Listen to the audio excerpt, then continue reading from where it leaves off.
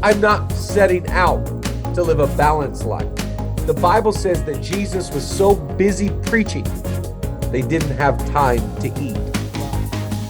So balance is not the goal. Apa kabar leaders? Welcome ke episode 4 season 2 dari Brighter Days Podcast because we believe in brighter days for your life and leadership. Hari ini episode yang sangat spesial karena saya akan interview Pastor Chad Veach. Pastor Chad dari Los Angeles yang barusan bicara di ibadah Minggu JPCC sebelum kami rekam interview ini. Dan Remy nggak di sini hari ini, dia akan join kita lagi di beberapa episode ke depan. But sedikit background tentang Pastor Chad. Pastor Chad Veach adalah pendiri dan gembala dari Zoe Church di Los Angeles, California. Sebuah gereja yang sangat dinamis yang berkumpul di beberapa lokasi di LA. Dan selain memimpin Zoe, dia adalah seorang pembicara internasional dan penulis dari 3 buku.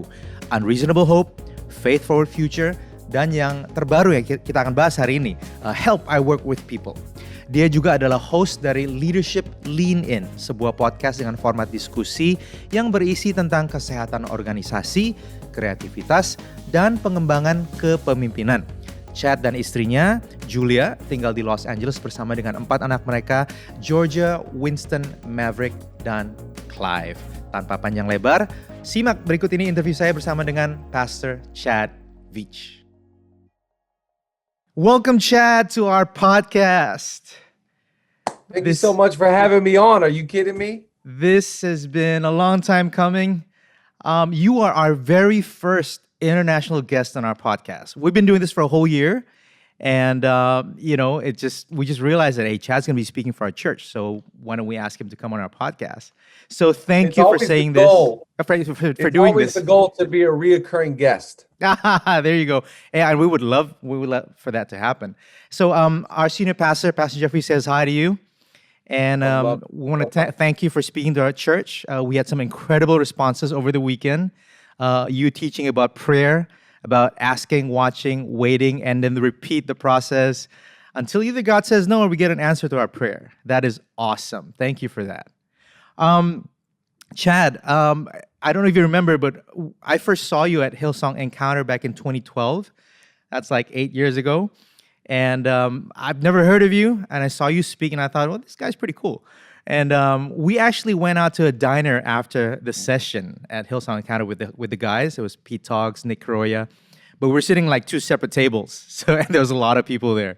But man, ever since then, I saw your ministry grow. And you planted a church in LA back in 2015, was it? Yeah? Zoe Church? Right. Yep. And then 3 years later, we finally got you to come to Indonesia for 2 nights, I think, over the weekend. You spoke at our youth conference. It was fantastic. It was amazing. You spoke at our weekend services. I just feel bad that we didn't get to do much. You didn't get to try a lot of food. We had some food, but not a lot. And you've only been to 1 mall out of the hundreds of malls we have here, right? So, yeah, anyway, welcome, Chad. It's so good to have you. Oh, it's so good to be with you. We had a great time. I know it was short, but I had the best time coming and finally seeing your church. And, I have such a tremendous amount of respect for your pastors. And to finally see what you guys have built in Indonesia when I came and the youth conference, I was blown away. And I know it's only gone to even greater levels, even in the midst of a pandemic. Bro, it's been a lot of fun. And you know what? Our teams love every content you guys have put out. Our youth ministry, they love the music that Zoe Worships put out. Personally, I listen to Leadership Lean In all the time. And I got to say, I'm loving the short format that you guys have done since September. That's awesome, and it's really practical, really helpful. So thanks for that. And by the way, quick shout out to Roman Bosco, who came with you to Jakarta. I don't know if Roman's going to be watching this, but, hey, Roman, what's up? Yeah. He's the best. So, hey, tell us what's going on with you, maybe personally or with your family or the church, in the midst of this pandemic. How have you guys adapted and pivoted this season? Talk to us a little bit about that. Yeah, thanks for asking. For us, it's we've said it so many times, but our phrase has been your superpower during COVID is flexibility and agility. So you got to be really flexible, hold everything with an open hand, and be agile. You can't get married to anything. And so we've just tried to adapt, reinvent ourselves so many different times. And that's from home to work to church to, life. And life, COVID really is that old saying playing out, that it's not about, the cards that you've been dealt. It's about how you play those cards that you've been dealt. How do you make the most out of life? Is the cup half empty or is it half full? All of life is a mentality. It's a perspective. It's being able to see from the right premise. And so we really just try to stay positive, try to stay connected, try and reach people and look at it as an opportunity. I think most of life is just having the ability of going, I'm going to turn these lemons into a lemonade stand. I'm going to turn around what the enemy intended for harm. I'm going to use it for good. And that's leadership. Leadership is the greatest felt need on the planet. There's not a greater need in the whole world than leadership. And we know from our biblical base, people need the leadership of Jesus. And so how do we win people to Christ in a world that's upside down, in a world that's hopeless, in a world that feels like they're on the edge? I don't know if you saw in Japan, but we've lost more people in Japan this last month to suicide more than COVID. And so what does that tell you? The pandemic has caused panic. And so we have to just choose in the midst of this, how do we not just have faith over fear, but how do we have creativity? How do we have innovation? How do we, spark adventure and connectivity? That is the real challenge. Chad, that's beautiful. And you know what? All that positivity, all that leadership, that has really shown forth in all the content you guys have put out in the past few months. Like I said, we've been so blessed and we've been so helped by it. So thank you. And man, really encouraged to see churches, not just both JPCC and Zoe Church, but other churches pivoting and making the use of every opportunity. So spot on, bro. Thanks for sharing about that. Now, congratulations on your new book, right? Help, I work with people. Is that how you read it though? Because I think, it might have a different tone if you were to describe it. People are like, help, I work with people. Or it's like, just help me because I work with people. How is that supposed to sound? Yeah, it all depends on the day. That's a good one. So most people read it as, help, I work with people. But I really, the spirit of the book is from the Apostle Paul. So Paul writes and he says, when I'm with the Jews, I become like the Jews. When I'm with the weak, I become like the weak. And when I'm with those that are under the law, I become, and he's pivoting. And he says, but I only do all of this to win people. And I'm not trying to be winsome or charismatic for me. I'm trying to win people to Jesus. So that was the whole motive or the why behind his people skills. So I think we have to always understand, do we want people skills so we can close the deal, the art of the deal, or do we want people skills so we can ultimately win people to Jesus? Because we will never win a world that doesn't like us. Wow. We gotta do our best to win people. And we know that a lot of people are just going to flat out hate us because the product that we're selling, the person we're preaching, is contradictory to the world. Everybody loves John 3:16, for God so loved the world. But if you keep reading, Jesus himself says, but the tragedy is that the light of the world has come into the world, but men have chosen darkness because of their evil deeds. So we have to always understand, Jesus said, guys, they hate me. They're going to hate you. So we keep that in context and we couple that intention with Apostle Paul's words and spirit. And so I really believe God sent his son for humans, broken, lost, messed up, addicted, hurting humans. And we've got to get our heart right and our mind right and our wounds healed so we can go out and share the good news of Jesus. Without it, the world will never. Romans says it, and he's prophesying, he's reading the prophet Isaiah's words. How can they believe in whom they've never even heard of? And how can they never hear unless somebody goes and preaches? Come on. Man, how can someone go preach unless they're sent? So we need to have the mandate of heaven, like Jesus, 12 years old in the temple. What does he say to his parents? You couldn't find me? You should have known I was at JPCC. I must be about my Father's business. Brilliant. You're on fire, Chad. Hey, so what's the story? How did you actually decide to write this book? Was it someone who actually encouraged you to do it, or was it an epiphany? What came over you to decide to write Yeah, this? that's such a great question and a really cool story about believing in others or seeing things in others that they don't see in themselves. So it was actually Craig Rochelle that looked at me a couple of years ago and said, you need to write a leadership book. And he said, you need to start a leadership podcast. Well, I didn't have either going at the time. And I kind of looked at him, I don't know, Pastor Craig, that's for you. I don't know if that's for me. I'm young. And he really encouraged me. He said, you're the perfect age. You're the perfect person. You need to start, speaking to younger leaders and write a leadership book. So I came home and I thought, if I'm going to write a leadership book, I want to write what I think leadership is about. Leadership is about other people. Leadership is about people. And the greatest leader that ever walked the face of the earth is a guy named Jesus. How do you not follow a guy that looks at his followers and says, guys, we got to keep going because I'm going to go die on a cross for you? That's leadership. Leadership is saying, I prefer you over me. Wow. I'm here to serve and add value to you. I'm not here. You don't need to get me a coffee and go, wash my car. It's not for you, for me. I live for you. And how do you not follow? He's the greatest leader that ever walked the face of the earth, because he's a servant leader. He's a selfless leader, and he's a submitted leader. And so I thought, if I'm going to write about leadership, let's write what leadership is about. Leadership is about empowering, equipping, releasing, and seeing others' full potential come into place. That's beautiful. And you know what? I love the way you structured the book. I actually read, I'm almost halfway through now, but then I speed read the rest of the book just for this interview.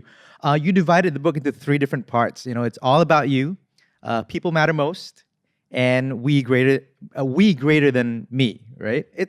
It's perfect. It's comprehensive. It talks about self-leadership, about people skills, and leading teams. One of my favorite chapters in the first part is the one titled Awkward is a Gift, right? You talk about embracing our awkwardness, and I love the way you put it, right? Can you talk us through how we can actually do that better? How can we embrace our awkwardness better? Well, I don't know how to break it to you, but you're awkward. I'm and awkward. I'm awkward. We're all awkward. The only guy that I feel bad for is the person that doesn't realize or embrace that they're awkward. Everybody else knows it but them. Yeah, that's it. Yeah. I think more than anything, life is about getting comfortable in your own skin and really understanding your unique grace, your unique gift. It's so foolish to compare yourself to somebody else. Again, we're talking about Paul. Paul, he's very aware that there is a sphere of influence that he has that's God-given. So why would you ever compare yourself to another person's sphere? That's what God decided to do with their life. I'm happy for what he decided to do with my life. So awkward is a gift. It's really a chapter about saying, don't ever try and be someone else. You are a designer's original. We've never had another you, and we'll never have another you. You're unique. You're awesome. You're an individual, and yet you're a part of something bigger than yourself. And we don't need, I love, again, Paul's talking about the body of Christ, right? And he goes, the ear can't say to the hand, and the hand can't say to the eye, and the eye can't say to the foot. How different is a foot from an eye, from a hand, from an ear, and yet you need it all. And I think if we could just release people to be themselves, maybe we'll have a stronger body. Maybe we'll have a greater ability to be one unit, to say, hey, Thank you for being an ear. You're the best hand we've ever had. Hey, I know you're like a foot in this whole thing, but how beautiful are the feet of those that bring the good news. We've got to start being comfortable with who we are. Because I really believe this. God didn't make you one way to use you another way. So good. You know, years ago, one of the things that we talked about as a group of friends, and with Rich and I talked a lot about, be the contrast. We don't need one of the same. So I celebrate who I am. And as I celebrate who I am, it helps me celebrate others. That is so good. And you know what? The language you used, being awkward, that is so liberating. We've heard people, say don't compare yourself and just be yourself, but embracing your awkwardness, I mean, that just sets people free. So, man, like thumbs up for that. That's brilliant. That's really amazing. You also talked about being an emotionally healthy leader in the first part of the book. There's a lot of talk about emotional health these days, but what is your take on that? What is your take on emotional health? Well, years ago, I read a book by a guy named Peter Scazzaro. He wrote 2 books. Emotionally Healthy Spirituality and Emotionally Healthy Church. Right. It is the first time I heard anyone use the phrase spiritual giant, emotional toddler. Whew, yep.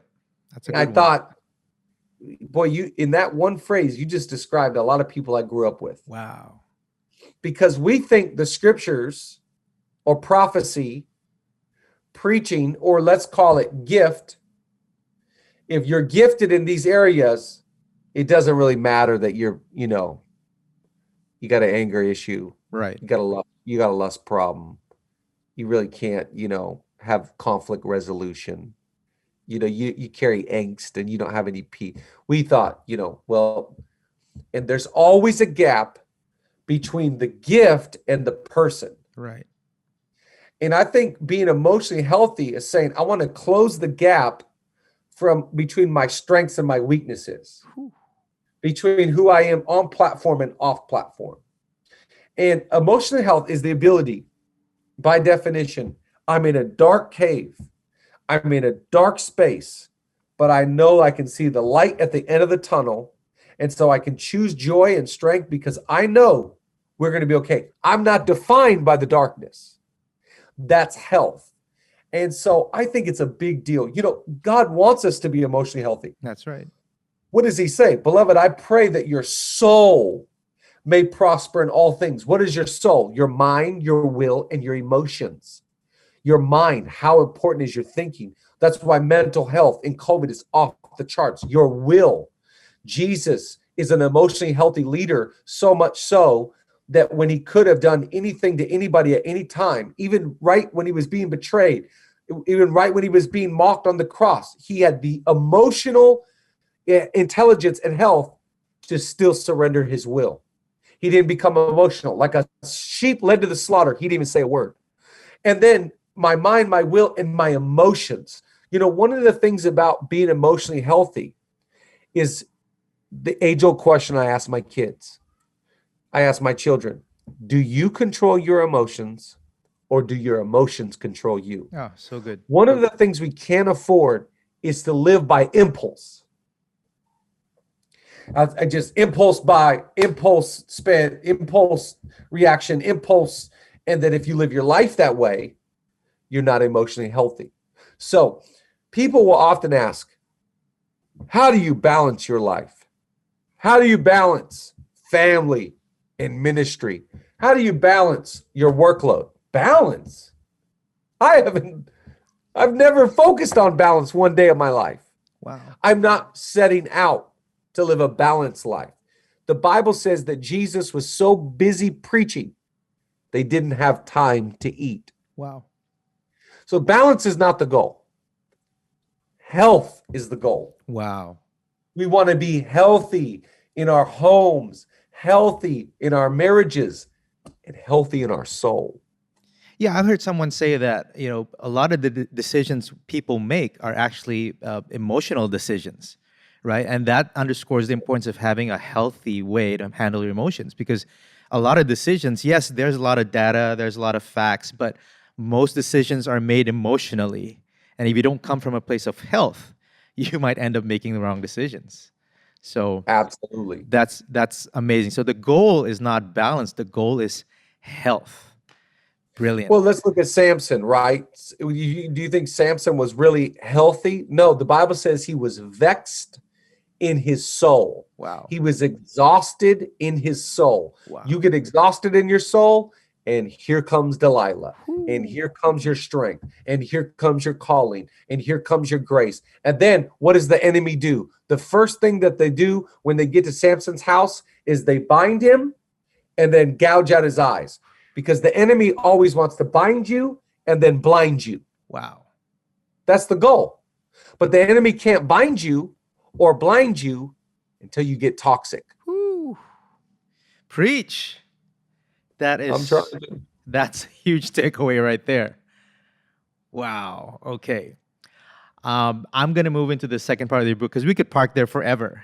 I wish we could do an altar call right there, right? Just being emotionally healthy. But we're going to move on to quickly to the second part of your book. You challenged us to become better at people skills, right? So what do you say to the ones who push back and, and they go, I'm just not a people person? What do you say to those people? Well, I think, we got to really pause and first of all, listen to what people are saying. One of the things I don't like is a lack of empathy or compassion.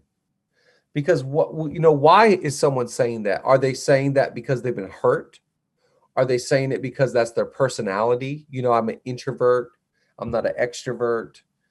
I find some of the most introverted people are so great with others. Wow. Rather than having tons of relationships, they've got deep, meaningful, sincere, a smaller group, and they're amazing with people. Right. So I always think, listen, just start with your heart and let God do the rest. Because Paul, by the way, Paul would come in person and they would go, is this the same dude that writes these amazing letters? And then he comes in town and he's quiet and he's reserved. We thought he'd be charismatic and loud and bold and preaching and prophesying and laying hands on folks. We were expecting Bishop Jakes. Right? So how did God use Paul? Through writing. Wow. So maybe you don't come into a room and feel it, but you could write a text to encourage somebody. You could write an email that could really rescue somebody. You could pick up the phone and one-on-one connect with somebody. So I just think, again, God did not make you one way to use you another way. He's going to use you. Right. So it's not about changing your personality. It's about Never. learning the skills, the practical skills that you can actually do and apply daily to enhance relationships and to build new ones. So brilliant. Hey, you talked about the most important currency, which is relational equity. Now, that's a huge word for us in Indonesia. I don't know about there, but talk to us. What do you mean? What is relational equity? What is that? And how do we build it into our lives? This is how church hurt happens. Right. People get wounded from the church. And they'll say, I went to my church and they used me.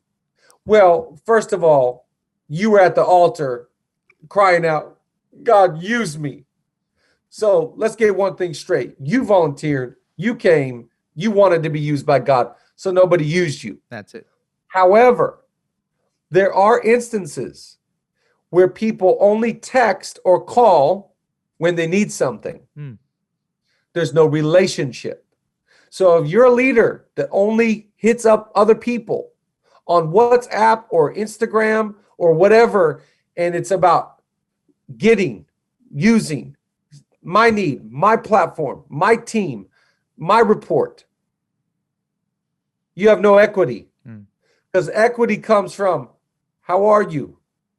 How's your family? How are you feeling during COVID? Is there anything I can pray for that you're facing right now? What am I doing? Equity, deposit. You never know when you're going to have to make a withdrawal. What is a withdrawal? Can you come to the church early? Can you meet me at this place? Can you design something for the screens? Can you make a video? Can you help me?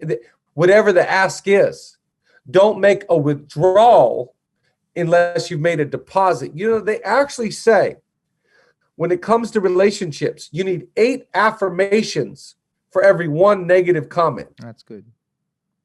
So, you know, it's like just the fact that you think about it.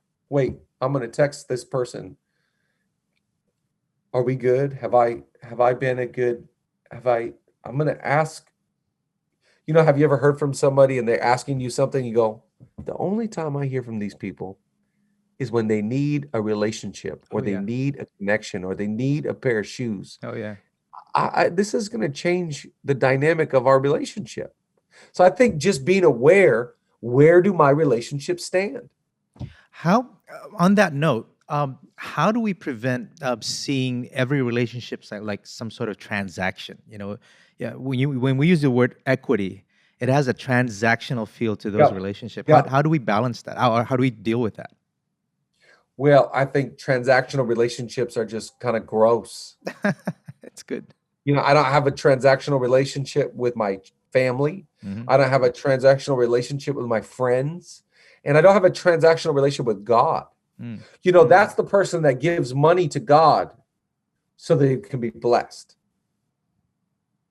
God, I'm going to sow because I need you to hook me up. See, when we tithe, what we're saying is, this was never my money. That's good. The first 10%, God, this is not even mine. This is yours. And I would never steal from you. Wow. And so it's not a transaction, it's a returning. That's awesome. An offering, if I give an offering above my 10%, what I'm saying to God is, God, you have been so good and so faithful and so beyond anything I could even imagine. I want to offer my praise and my gratitude and my thanksgiving for the cross, salvation, eternal life, your healing power, your faithfulness, your mercy, your kindness. A transactional relationship with God will leave you broke and disappointed because God doesn't show up in transaction. That's God beautiful. shows up in relationship. That's beautiful. That's beautiful. So name me one relationship that does well in your life that's transactional. No, maybe with the teller at the bank. Right. Yeah, when you're shopping, that's it. You know, but real relationships, no way. No way. That's beautiful, bro. That's beautiful. Hey, Chad, your chapter on listen to lead. So much gold, right? And I don't know how many leaders actually struggle with that, because when you're a leader, you're expected to speak. You're expected to say something into every situation. And so it's not easy, for leaders to learn how to listen. Can you talk to us a bit about that? Listen to lead. Well, this is the challenge for all of us. And by the way, I think everyone just needs to understand it is always appropriate to not have the answer. That's good. It's just okay. That's good. When someone asks you a question to go, I don't know what I think about that.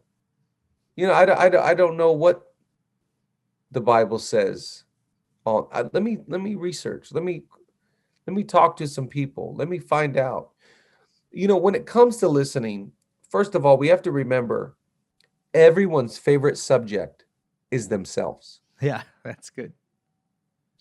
So you go to a dinner with somebody, you start asking them, how you been? How's it going? How are your kids? How's your family? And you just start, I call it feeding the meter. That's good. That's 20, good. just pumping it, and they just start talking. You're almost like interviewing, talking. And then you leave the meal. They talk the whole meal, and they leave. They go, wow, we had such a great conversation. We didn't have a good conversation. You talked a lot, and I loved it. But that was not a conversation. I think it's okay for you to stop talking and just ask questions. a game I like to play when I'm ever with anyone. Like if I went to lunch with Pastor Jeffrey, or I went to dinner with an honor, right? Do you think I'm going to do more talking than I am listening with Pastor Jeffrey? I've never done I get that. to have dinner with one of the greatest church builders on the planet. That's it. I'm going to ask questions and I'm going to listen. We have to be so convinced that we can learn from Pastor Jeffrey, but we can also learn from anyone. And so what I'm really saying is don't be the know-it-all. Don't be the guy that, and by the way, don't give advice that no one asked for.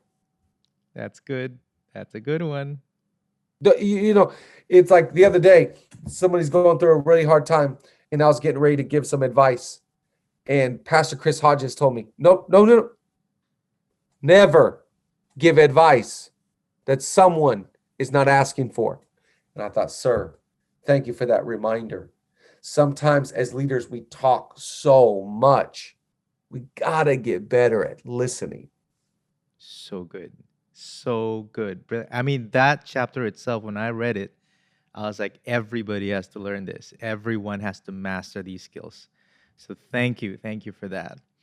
Now, Chad, in my experience with teams, right, one of the most challenging thing for me to do, personally at least, is to help others deal with conflict management, right? You talked a lot about that because people tend to avoid conflict. I don't know if you're aware, like there's this Asian culture, we're so afraid of conflict. We don't really tell the truth about things that we're uncomfortable with. We don't want to settle things face to face.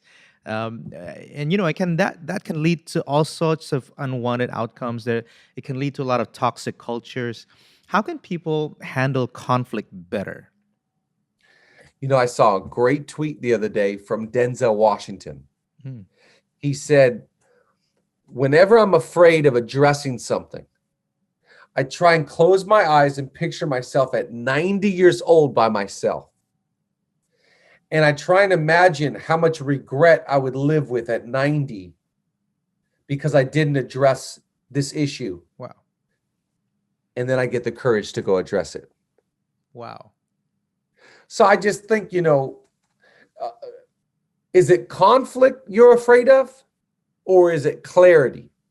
Because a lot of our conflict is just clarifying expectations, clarifying disappointments, clarifying feelings, emotions, rejection, disrespect.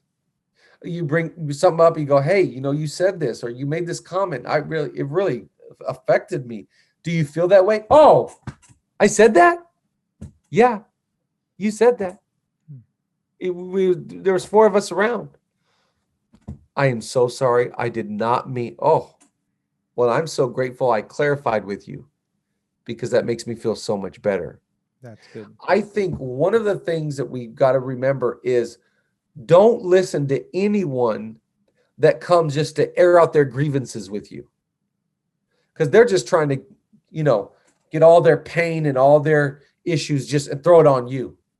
But if someone has really thought about and constructively comes, with their experience, their, hurt, their pain, whatever, and they want to move forward, they want to have a conversation for both of you to get better. Now that I will listen to all day. So that makes me wrestle my motives down. Right. Why do I want to talk to so-and-so? Is it just so I can give them a piece of my mind, tell them what they did? Or do I want to serve them, improve them, show them a different vantage, show them one of the things that's great about leadership is that when you're around other people, you can see their blind spots that they can't see.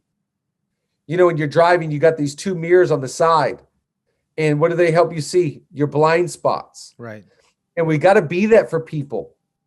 Because, not every leader's looking over their shoulder to make sure things are good. We got to be that for people. That is beautiful. Serve them and look out for them. Yeah. And especially when you're leading, because, you're in that position to help others reach their full potential and their calling and their purpose. And so leaders who avoid conflict, aren't much help to people they lead. So that's beautiful. That is beautiful. Hey, you are so passionate about communication, right? And you often say this in your podcast, of course, that leaders are communicators. And I've seen leaders who are, positional leaders. If you're familiar with that term, they're there because of the position and the role, and they're always focusing on results and bottom lines, and they don't intentionally work on communication. Talk to us a bit Mhm. about this, because man, in the past 8 years, I've seen you grow in your communication skills, and that is really apparent. It comes across in your messages in your podcast. You just get better and better, all the time. So talk to us a bit about that, about intentionally improving communication. I think it's so imperative. You can't be a good leader and be a bad communicator. They don't go together. If you are a great leader, it actually means you're a great communicator. Leadership, by definition, is a transfer of belief. Oh, wow. It's a transfer of saying, I believe in the kingdom. I believe in this org chart. I believe in this budget. I believe in this move, this transition. I believe in this next campus. I believe in, you name it. It's a transfer of belief. That's why leadership always starts with me. Because if I don't believe it, nobody else will. So I've got to really, now, again, Jesus is the greatest leader that ever walked the face of the earth. So what did he do to communicate? When he communicated, what did he do? It says he never preached without a story. Wow. Stories are windows into what you're really trying to say. So he understood for the masses, they need a lot of windows. They need a lot of stories. Wow. They need a lot of illustration. No one used people's imagination better than Jesus. He said, imagine if you had a pearl. Imagine if you lost a coin. Think about this. There's this father, he's got two sons. One of them, and he just tells stories. Wow. And then he'd say, that's how God thinks about you. That's what the kingdom that I've come to establish is just like. Wow. And then what he would do, he'd take his guys alone and he'd say, hey, you watch what I did there? And they say, yeah. When I was feeding those people, what I was trying to show them. And he would say, I don't like that people say ministry's caught, not taught. Jesus never led that way. He would let people catch things, and then he would double down and teach them things. Yes. So that is great communication. Great communication is first demonstration and then communication. Wow. I live it. And so when I preach it, there's authority. It's lifestyle over my communication gift. Wow. And then they would look at Jesus and they would go, we've never heard all these other preachers, these jokers. This guy's got real authority and beautiful grace because he lived it. Man, if And I he would can look at ask. Oh, sorry, go ahead. Yeah, you lived He it. would look at the other guys and he would say, see, your problem is you ask these people to do all this stuff, but you don't do it. Huh. You see the difference? Is that years ago, I remember Judah telling me the story about Pastor Brian. And he went and he was at maybe Hillsong Conference. And Pastor Brian preached. And Judah afterwards, he said, Pastor Brian, that's the best I've ever heard you. He said, is your preaching getting better? As you get older, is your preaching? And Pastor Brian's voice, he says, Judah, of course it's getting better because I am getting better as a person. Wow. If I get better, my communication gets better. There can never be a disconnect between the person and the preaching. If you improve, your communication naturally gets more clear, more concise, more retainable, more information, more knowledge, more understanding, more wisdom. It just oozes out of you. Wow. There shouldn't be a disconnect between who you are and what you're communicating. That is brilliant. I know you did a quick webinar on communication some time ago on YouTube. Um, I- like I said, it's gonna take a while for the book to get here, where you talk a little bit more about communication. But can you maybe just give us a quick few tips on that? I know you mentioned using stories and imagination. What are the things that people can do to improve their communication? Just real quick. Well, I think one of the things that we can all do to get a little bit better is this. Whenever we go to dinner with somebody or we go to coffee with someone, and if you can tell a great story with 4 people, and you can get 4 people to hang on every word, and you can get 4 people to laugh and go, you could do it to 400. So good. You know what? You could do it to 4,000. So if you want to now, I don't get up on Sundays and make a disconnect between my lifestyle and my preaching. It's who you are. So you can get better in every text, every email, every conversation, a little bit more deliberate, more dynamics, more explosion, hands. I don't have to, that's why young preachers are like, man, I'm not getting an opportunity at my church. The pastor not letting me preach. Do you need a microphone to be a good communicator? If you're a good communicator, everywhere you go, people are going, that guy's really good at talking. So good. He's really good at talking. So good. Storytelling in whatever setting, that's going to help you improve your communication. That is so good, Chad. Hey, so I know you're. How long has the book been out again? Is it a couple weeks now? It released in August, so we're just a couple months out now. Oh, okay. Sorry about that, because I've been waiting for the Kindle version, and I ordered the physical copy off of a website that's not Amazon somewhere. So we're waiting for an Indonesian translation to officially come out here. If that's ever going to happen. Gotta get it. That's ever going to happen. Hey, Chad, it's been wonderful chatting with you about the book. I hope this is not going to be our last conversation, our podcast. Better yet, hopefully you get to come over to Indonesia. Any last words for us here at JPCC, or any of the leaders from other churches watching or listening to this? I would just say, the most important thing to me is that everyone feels very thanked and very honored. We're grateful for anyone that would want to be a leader. The Bible actually says, he who desires the position of an overseer desires a good thing. Wow. It's a good thing to want to be a leader, to have position, to have ranking, to have ownership. So anyone that has that desire that's listening, we're really grateful that desire has landed on you, and we're rooting for you and we're cheering you on. That is so good. Thank you, Chad. This has been such an honor and a delight. Just want to say love to your family and your church, and we're grateful for all that Zoe is doing. Keep on keeping on. We're always leaning into all that you guys have put out, and you continue to inspire us. So thank you again for this session. All right. God bless you guys. Thank you so much. God bless you. Saya berharap saudara enjoy interview saya dengan Pastor Chad Veach dari Zoe Church LA. Dan untuk saudara yang mau cari tahu bukunya, info tentang bukunya, saudara bisa ke amazon.com dan search Help I Work With People. Atau saudara bisa Google juga. Dan kalau saudara punya Kindle, mungkin saudara bisa download ke Kindle di aplikasi di handphone saudara. So, that's it untuk episode ini dari Brighter Days Podcast. Jangan lupa, we believe in brighter days for your life and leadership. Sampai ketemu di episode yang akan datang. God bless you. See you soon.